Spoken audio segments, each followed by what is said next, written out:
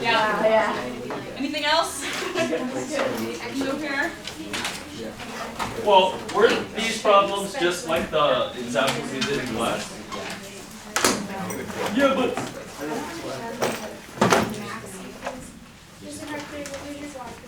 yep.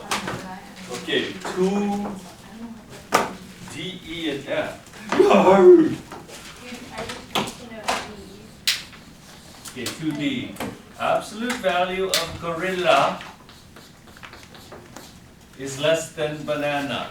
Now, what do you think is easier? Using the form, because this is like absolute value of x is less than a, or is it better to use the number line method? What do you think? Well, if you make the number line method, then you got to figure out what makes that 0, and that's going to be 3 plus or minus root 5 over 2. Who really wants to put those numbers on a number line? Not me. So I would probably just use the form. Put gorilla in the middle and put negative banana and banana there. And then you split it up. This is less than this. And this is less than that. And then you just solve each inequality and then you take the intersection of the two. So solving this one, you're going to get, can you guys handle this? X squared minus 3x plus 2 is greater than 0. Okay, and then it factors. Look, so beautiful. Okay, and then make the number line. Woo! So 1 and 2 plus minus plus, and we're looking for greater than 0, so it's going to be here and here. Okay, now we do this one. Bring the 1 over, so you just get x squared minus 3x is less than 0. And that factors. So when you make your number line, you get 0 and 3, no and no, plus minus plus, and we're looking for less than 0, so it's going to be here. Now, once you get each of these answers, now you got to find the intersection of the two, where they overlap. So what I would suggest is put one number line on top of the other, like this. 0, 3, right? Because this one is between 0 and 3. And then you can see, where do they overlap? What is the intersection of the two? Between 0 and 1, and then between 2 and 3. There you go. That's why it's super important to know the difference between or and, otherwise the harder problems you can do. Okay, E. Well, there's lots of ways to do E. Which way you want me to do it? You want to do, put this between negative 1 and 1 and make two inequalities and then take the intersection? Or do you want to use the math team secret? I mean, it's not that hard to do this, but it's going to take some time. Because look, can I do this? Yes or no? Can I do that? Yeah. Okay, can I do this? Can I multiply both sides by absolute value of x minus 1? Yes, because you know it's positive, because you have the absolute value. See, if it didn't have the absolute value, then you couldn't. But since it has, you can. And then now you can just use the math team secret, right? Square both sides. What? Square both sides. Like that. And then make one side 0. And then this is a difference of squares. Do you guys understand that yet? Did you guys do that? A squared minus b squared. To factor a squared minus b squared, a plus b, which is 3x minus 1, times a minus b, which is x plus 1. Or if you don't understand the difference of squares, then just multiply it all out and refactor it. You're going to get that. And then you get your number line, which is negative 1 and 1/3. No, and plus minus plus. How do I know every time it's plus minus plus? Just look over here. Because the leading coefficient is positive, you know the one on the far right will be positive, and since you got odd powers, it's going to alternate, and we're looking for less than 0, so woo-wee,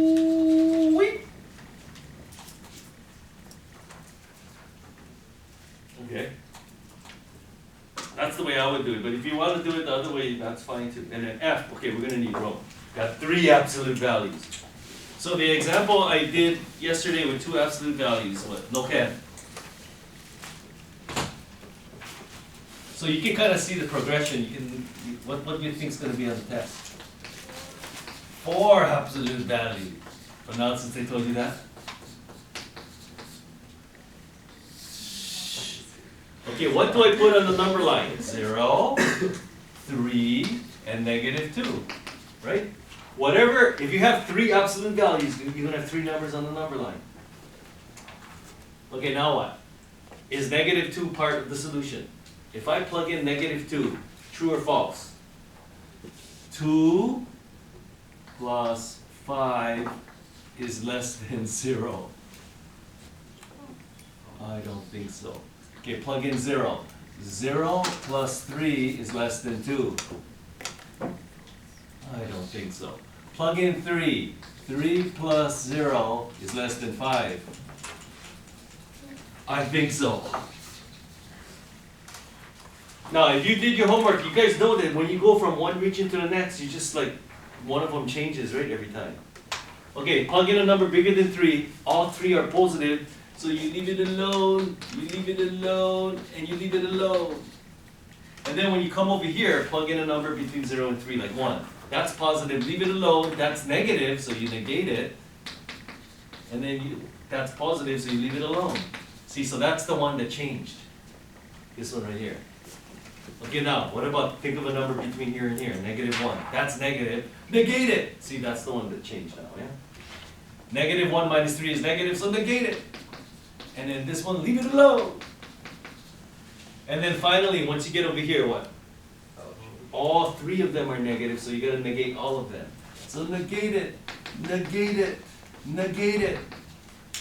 And then you just solve each inequality. So pretty much on the test, you're gonna have a problem like this, and I'm just gonna look at each one. It's like 2 points for each one.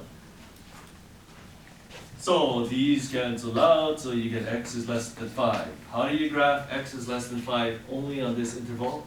Well, you put a 5 here and go to the left, to the left. Okay, over here, these x's cancel out, so you get negative x is less than -1, x is greater than 1. How do you graph x is greater than 1 only on this interval? Well, put 1 here and go to the right, to the right. Okay, and then you solve this one. -3x is less than -1. X is greater than 1/3. How do you graph x is greater than 1/3 only on that interval? Well, 1/3 is over here and you're going to the right, so there's nothing. And then over here, these cancel out, so you get -x is less than -5, x is greater than 5. How do you graph x is greater than 5 only right there? No can. So whatever's on the number line, that's your answer. So the answer is between 1 and 5.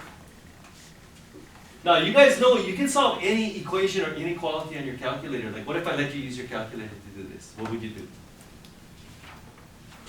What did I tell you to always do? Make one side 0 and graph it. So all you have to do on your calculator is graph this. Absolute, why don't you guys practice? Absolute value max. You guys know how to get absolute value? Abs. It's called abs. Plus absolute value of x minus 3 minus absolute value of x plus 2. Graph that on your calculator and then less than 0. Where is the graph below the x-axis? Well, I think the answer is going to be between 1 and 5, yeah? Okay, now for TI, where do you find abs? Math. Num. What? Math. Press the math More button. than 1. Where's the mouse button? Okay, you're the one that has the TI 89. Yes. Okay, well if you don't know where it is, just go to the catalog. Now for the Casio people, I believe you have to press options. You got it? Can I press options? That's options? Okay, now go to the right. I went to the right. Okay, go back. Okay, that's options? Yes, this is option. Oh my goodness. Okay, that's not it then. Sure. Try exit. It is exit. That is exit. Okay, try press options again. There, look. Now get something else. No. Yeah, calc. Where's Check out. out? No, don't do calc. Numeric. There, abs. Oh. Numeric. That's not the graph. Wait, let me see what you check. Press y equal. How do you get this all Hey, in? what the heck is that? I don't know. No, that's negative. It gotta be minus. There's a big difference. Like if you put a negative sign here instead of minus, it multiplies it. This was Yeah, it's like the thing. And then where is it below the x-axis between 1 and 5, right? Yeah, see. So Casio people, you guys know how to get abs now? What was it? Options, Options. numeric, and then the abs is right there. That's See, so it doesn't matter how complicated the equation is. You just make one side 0, graph it, and you can solve any equation or inequality. It's so simple. Can't we just use the calculator for the whole test, Mr. Park? No, you can't use it for anything. Because you can train a monkey to do that.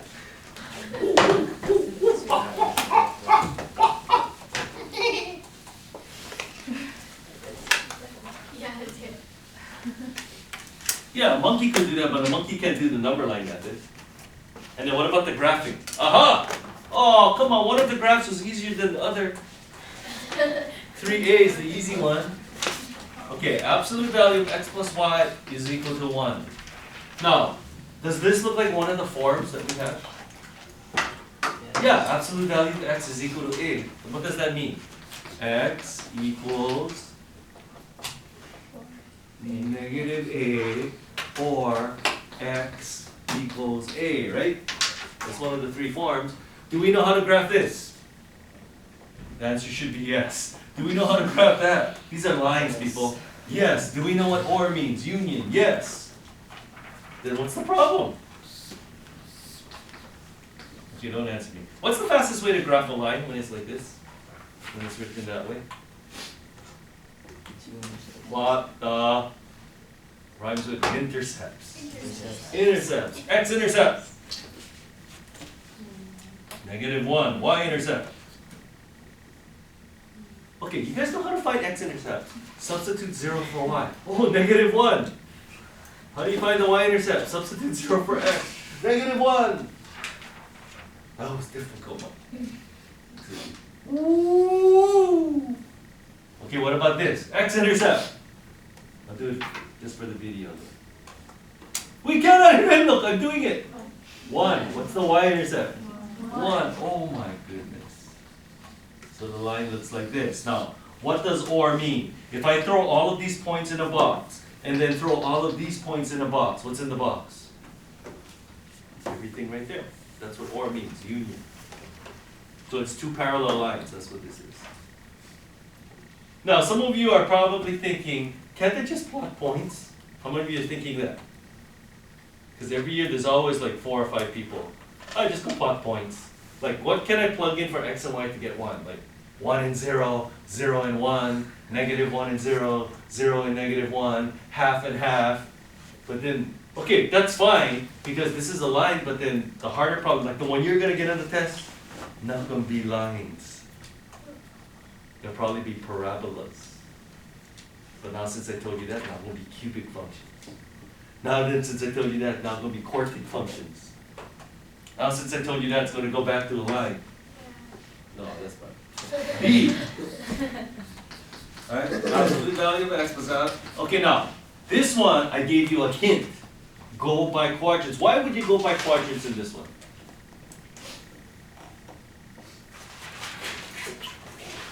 Why would you go by quadrants in this one? Because when you work with absolute value, you have to know if the inside is positive or negative, right? Like, how do you tell if the inside is positive or negative? If x is either greater than 0 or less than 0, right? And same thing with that one. That's why you go by quadrants. Okay, now in the first quadrant, is the inside positive or negative? Positive. What about this? Positive. So you leave it alone and you leave it alone. So you get, you leave it alone and you leave it alone. So in the first quadrant, that's the graph right there. Do we know how to graph that line? Like I said, but then when you get to the test, not gonna be lines anymore. I'll just leave it at that. It won't be a line. How do you graph this? Plot the intercepts. So the x-intercept is 1, the y-intercept is 1. Now, do I graph the whole line? No, you only graph it in the first quadrant because that's only when this is valid, right? So there we go. That's what it is. Now we move to the second quadrant. Well, in the second quadrant, x is what? So you negate it. And then y is? So you leave it alone. Do we know how to graph that line? Yeah. The x-intercept is -1, the y-intercept is +1, and it looks like this, but we're only graphing it in the second quadrant. Are you guys catching on? Yeah. Yeah. So no matter what graph I give you, and it won't be a line on the test, you just draw that graph in the proper quadrant. Okay, third quadrant. Both x and y are negative, so you have to negate both of them. So negate it, and then just draw this line, or whatever graph it is. So the x-intercept is -1 and the y-intercept is -1, so the line looks like this, but we're only graphing it in the third quadrant. And finally, you can probably guess what it's going to look like, yeah? Just guess already, or shall we make sure? Because on the test might be a little tricky. Okay, in the fourth quadrant, x is positive, so you leave it alone, and y is negative, so you negate it. So leave it alone and negate it. So the x-intercept is 1, and the y-intercept is -1, and then the line looks like this, but you're only drawing it in the fourth quadrant, so it's like that. And it's a square! The graph is a square. And then in the third quarter, you know what we're going to learn? 3-dimensional graphing. So you're going to be graphing this. This is one of the graphs in the third quarter. What do you think that's going to be? It's going to be a cube. You think so? Maybe. Now, what would happen if I put like a minus on 1 or 2 of them? Now you gotta think about it.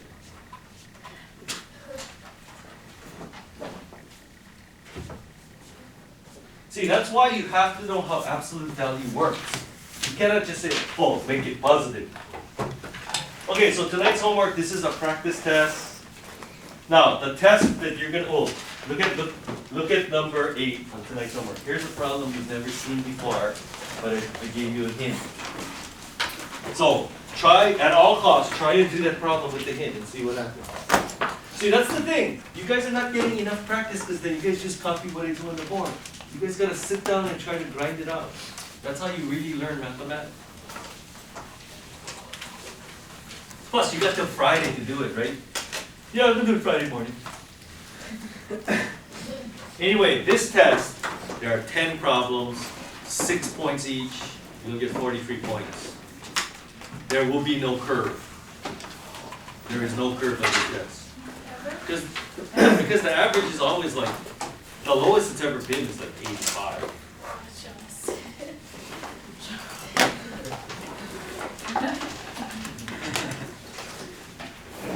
Yeah, but you gotta remember, not everybody is period 3. You know what I mean? So maybe your class did badly, but then what if everybody else does good? Then too bad for you. So don't forget we have a, oh yeah, that's not you, never mind.